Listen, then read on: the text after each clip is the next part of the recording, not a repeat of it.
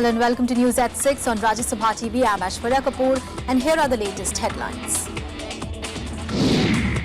Political battle over proposed land reforms intensifies a day before second half of budget session begins.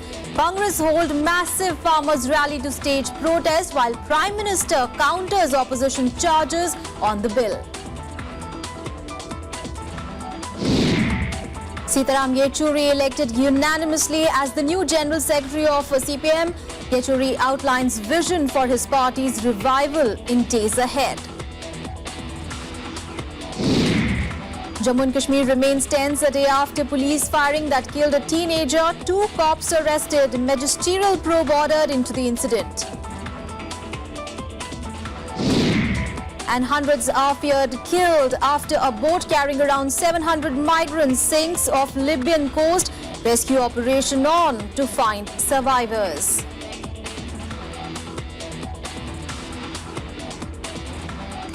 The top story: after returning from 3-nation tour, Prime Minister Narendra Modi addressed BJP lawmakers at a day-long party workshop in Delhi today. In an effort to counter opposition to the proposed land acquisition bill, the Prime Minister projected his government as pro-poor. The workshop took place a day ahead of the second half of a budget session beginning. A day before the second half of budget session begins, Prime Minister Narendra Modi led charge to back the proposed land acquisition bill. Addressing the BJP MPs at a workshop on Sunday, he highlighted government's initiatives to benefit farmers. His address came only hours before key opposition party Congress held a rally in the capital against the proposed bill. Modi claimed the opposition parties are spreading lies about it to scuffle the legislation. किसी भी हालत में जो जन्मजात जिनका कार्यक्रम है भाजपा के खिलाफ काम करना, वो करे, मुझे कोई इतराज नहीं, क्योंकि उनका काम है। लेकिन पता होना चाहिए आप न्यूट्रल नहीं हो। और मैंने दिल से कहा है, ये सरकार गरीबों को समर्पित है। The workshop was meant to educate the BJP MPs on how to promote and help implement centrally sponsored schemes for the poor. Anticipating yet another uproarious session ahead, BJP's top leadership is busy to clarify any confusion about some of the schemes that is likely to face opposition in the parliament. Modi also highlighted some of the other key achievements of his government in recent days, urging the MPs to take the message to the masses that the government is not pro-corporate. Prime Minister Narendra Modi feels that there is a misinformation campaign by the opposition to create a wrong impression that Narendra Modi government is working for corporate and rich. He has asked his MPs to fight this perception and go to the masses. He has asked his MPs to talk about the schemes and decisions of the Modi government which are pro-farmer and pro-poor. With cameraman Vijay Kumar, this is Shyam Sundar for Rajya Sabha TV, Delhi. In fact, my colleague Shyam Sundar is joining us on the phone line, who is tracking these developments very, very closely. Now, Shyam, we are seeing a political battle really over land acquisition bill. They're intensifying. We saw Prime Minister Narendra Modi justifying while the Congress attacking the government over the proposed land reforms. Well, Aishwarya, there is a battle of perception, you can say, because Narendra Modi government feels that if they have to fulfill the promises Prime Minister Modi made during his election campaign, then they need a change in land acquisition bill. And without a change in land acquisition bill, the development agenda of Narendra Modi government can derail, and we have seen in the parliament also and outside parliament also, especially senior ministers of Narendra Modi government, Mr. Nitin Gadkari, Venkaiah Naidu, Arun Jaitley, they are defending the change in land acquisition bill. And after Bengaluru National Executive Meeting of BJP, Prime Minister Narendra Modi is leading from the front on this issue, and he is trying to convince his party and his MPs that they should go to the masses.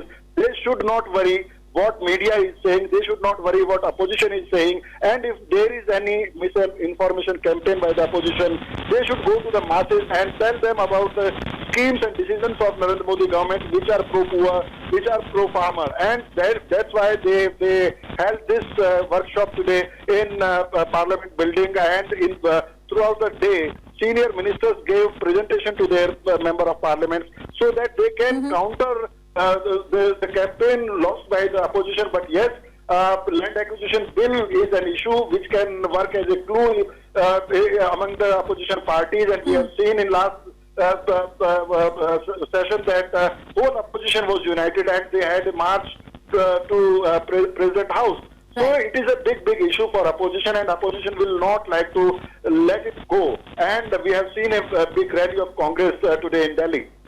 Right, Shyam, it is also interesting the timing of these entire events, because the second half of the budget session is going to start, and just before the session we have these developments. How does really the BJP is looking to ensure that the parliament session is at least not stormy?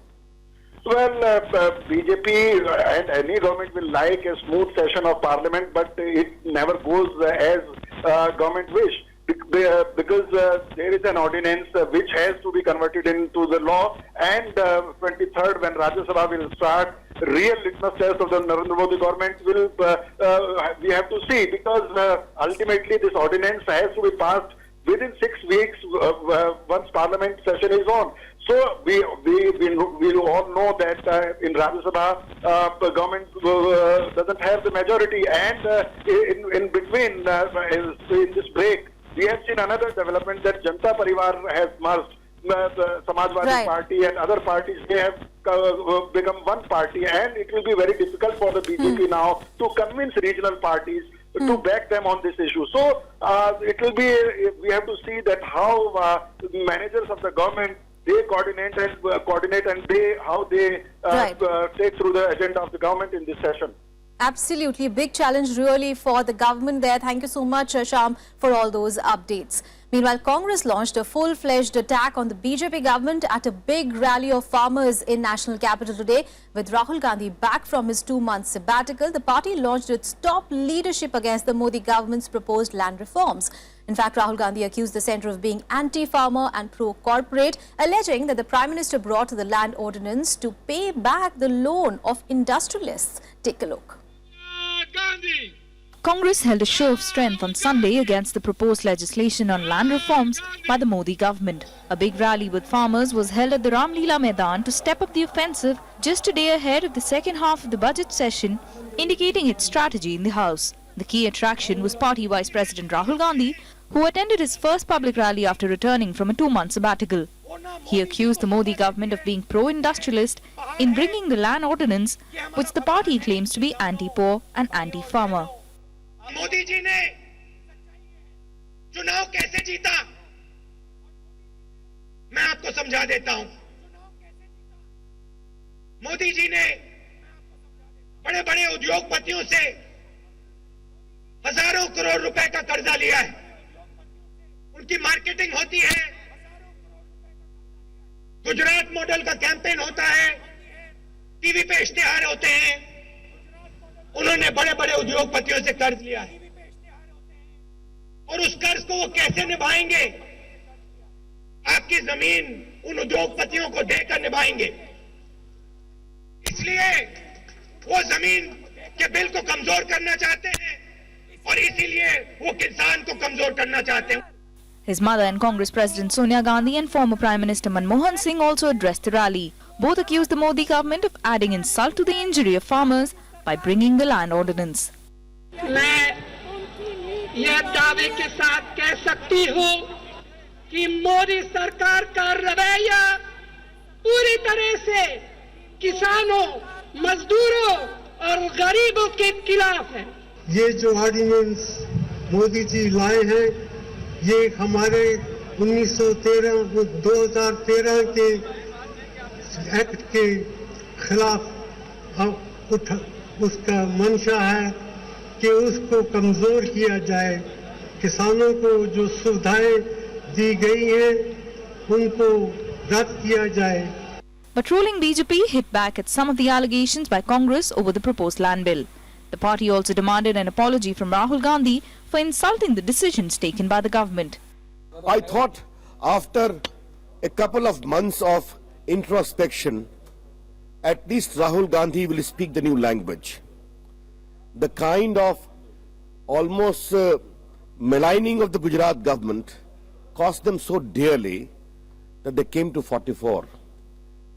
no new words are possible or have been thought of to talk about this government. Shri Narendra Modi's government today is universally popular. But the future of the land bill remains uncertain. With the majority in the Rajya Sabha, Congress is set to block the bill again when it comes up during the second half of the budget session. With inputs from Pranav Goswami and Ravindra Sharan, Bureau Report, Rajya Sabha TV. Well, on to the other party, CPIM. Well, Sitaram Yechuri has been unanimously elected the new General Secretary of the party. He replaced Prakash Karat after Ramachandran Pillai pulled out of the race. And Yechuri also introduced a 16-member Politburo featuring 4 new entrants. I propose the name of Comrade Sitaram Yechuri to be with. The 21st Congress of CPM elected its Rajya Sabha member Sitaram Yechuri as the next General Secretary. The official announcement of the leadership change came towards the end of the 6-day party congress at Visakhapatnam on Sunday. Yechuri took over the reins from Prakash Karat, who has completed 3 terms as General Secretary of the party. His name was proposed by Karat and Ramachandran Pillai, who was initially in the race for the post. Yechuri outlined his party's vision ahead to revive itself after a series of defeats in several states. There is a Congress of the future for our party, for our country, that the crisis in capitalism has deepened and continues to deepen internationally. And there is no solution or real solution, a comprehensive solution for the people to liberate themselves from exploitation in this world of today, except by strengthening the struggle for socialism. It is a Congress of unity, it is a Congress of strength, it is a Congress of determination to take the message of the party, to take the struggles of the party against the Modi government's all-out onslaught on the people of this country. Entire Congress has unanimously elected him. So we believe, because our party believes in collective responsibility, and Yechuri as a leader of that collective will definitely take the party in a new course of struggles, mightier struggles. Yechuri also introduced a 16-member Politburo soon after his election. Mohammad Salim, Subhasini Ali, Hannar Molla and G. Ramakrishnan are the 4 new faces in the Politburo. We had a very successful party congress. Now we'll work to see that the decisions we have taken will be implemented by our party collectively. The party also named a new central committee, its highest executive body of 91 members, besides naming 5 special invitees and 5 permanent invitees. Party's founding member V.S. Achyutanandan has been named a permanent invitee to the central committee on account of his age. Vishal Daya's report for Rajya Sabha TV. Well, CPIM never had election for the post of General Secretary, and that tradition continuing. Meanwhile, we'll take a very short break here, but coming up ahead, Nasin Zaidi takes charge as the new Chief Election Commissioner. Stay with us for that and much more.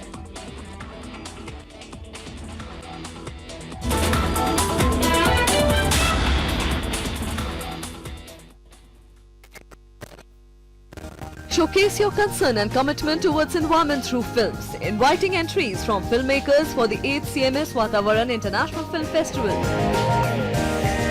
Last date for entries is April 22nd, 2015, brought to you by broadcast partner Rajya Sabha TV. Visit our website www.cmsvatavaran.org for more details.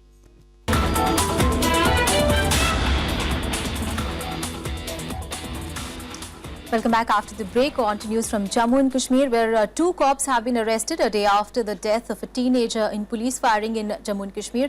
A magisterial probe has been ordered into the firing after the police admitted that standard operating procedures were violated. Here is more. Kashmir Rally continues to be tense a day after the death of a teenager in clashes between protesters and police in Budgam district. 2 police officers have been arrested in connection with the firing incident. The government has ordered a magisterial probe into the firing incident after a mob was protesting against the arrest of separatist leader Masrat Alam. The developments come after police admitted that standard operating procedures were violated while firing at the protesters. सरकार सक्षम है हर प्रकार की परिस्थिति से निपटने के लिए, इसलिए जो भी वहां पर जिस प्रकार की भी स्थिति उत्पन्न होगी सरकार उचित कार्रवाई करेगी. Meanwhile, JNK Liberation Front Chief Yasin Malik and Swami Agnivesh have been released after being detained for protesting against the teen's death. Several other separatist leaders, including Hurriyat Chairman Mirwais Umar Farooq, have been placed under house arrest. 15-year-old Suhail Ahmed Sofi's killing is the first such case since the PDP-BJP government came to power last month. Bureau Report, Rajya Sabha TV. And India has expressed a huge disappointment over the non-implementation of the IMF quota. In an address to the International Monetary and Financial Committee in Washington, the Finance Minister Arun Jaitley said, and I quote him now, "We are greatly disappointed that the 2010 quota and governance reforms have not become effective in spite of the strong support of the global community for the reform," quote unquote. Now, emerging countries like India have been asking for increased voting rights in IMF, which would reflect its growing share in world economy. The quota reform, if implemented, will increase India's voting share to 2.75%, following which the country would become the 8th largest quota holder at the IMF, up from the 11th position. Jaitley also said that governance reforms would give India a greater say in the global crisis lender, matching the country's growing economic might. Now, India has recorded a 7.4% growth in the first quarter, showing signs of recovery. And Nasim Zaidi took charge as the 20th Chief Election Commissioner of India today. Zaidi succeeded H.S. Brahma, who retired on Saturday after completing his 3-month term. Now, Zaidi will be the CEC till July 2017 and will oversee crucial state elections in Bihar, West Bengal and Uttar Pradesh. The sole remaining member of the 3-man Election Commission panel, Nasim Zaidi, took charge as the chief on Sunday. Zaidi asserted that the Election Commission will formulate a strategic plan for 10 to 15 years for efficient election management. He further stated that Commission would articulate its guiding principles based on good governance. We have laid a very simple vision: free and fair elections at all costs, based on errors-free and authenticated electoral roll, with higher participation of voters and inclusiveness of all sections of the society. Zaidi emphasized that Election Commission will focus on strengthening voter education and an efficient election operation. The Election Commission will focus on voter-centric activities, from easy and simple registration to enabling voters with electronic services. Zaidi is a 1976 batch IS officer. He has served as Election Commissioner since July 2012 when he retired as Civil Aviation Secretary. He will be the sole member of the 3-member Election Commission till the government fills up the 2 vacant posts of Election Commissioners. He will hold office till July 2017. Kriti Mishra, Rajya Sabha TV. And more news and updates from across the nation in Nationwide now. Fire tenders struggled to douse a massive fire that broke out in one of the ONGC oil wells in Surat. A tower near the well was also charred to ashes in the fire. Now, 13 fire tenders battled the inferno since last night, but the fire has not been controlled so far. 7 people were injured in the fire that broke out following a blast in the well after leakage in a gas pipeline on Saturday. The key suspect in the October 2014 Burdwan blast has been arrested from Jharkhand. The suspected Jamaatul Mujahideen Bangladesh terrorist Ibrahim Sheikh was arrested from Pakur district by a special police team. The police also recovered a revolver, 6 live cartridges, 4 crude bombs and an electronic chip from him. The IRCTC is likely to provide baggage insurance to train passengers who book tickets online. Under the scheme, the customer will be offered insurance coverage for the baggage while booking e-tickets on the IRCTC website. The passenger can claim the insurance money in case of loss or theft of the baggage. The insurance premium will depend on the length of the journey and also the class of travel.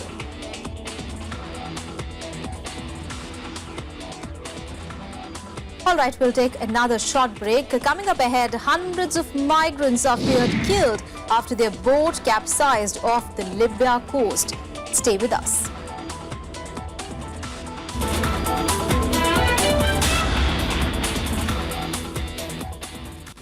Hottest topics. If you can facilitate the opening up of the expansion of the international border trade, you can add to the economy. 370 धारा जो है वो जम्मू कश्मीर को मुल्क के साथ जोड़े रखती है. Candid confessions.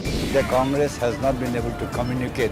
We have to revive our links with the masses. World-class healthcare is available to only a handful of people in this country. Causing controversies. A lot of leaders today think that they rule by divine right. Now, media has become manageable. Watch RSTV engaged personalities to the point. Every Wednesday, 10 p.m. Thursday, 1:30 and 5:30 p.m.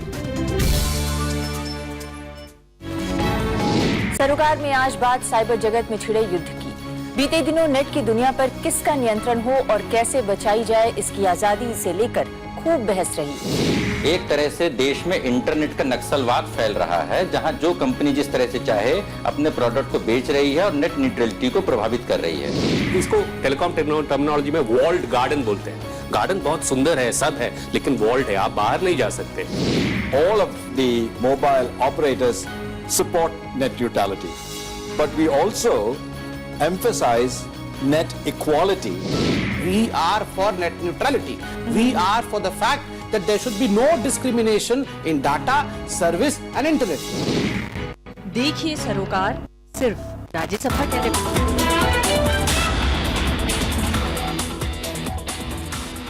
Welcome back after the break. On to some international news now. And here, Iran has deployed warships off Yemen coast as fighting continues between the Houthi rebels and the Saudi-led coalition. Now, Iranian President Hassan Rouhani slammed Saudi Arabia's decision to lead the coalition airstrikes. And this comes amid calls from global leaders for a political solution to the crisis there.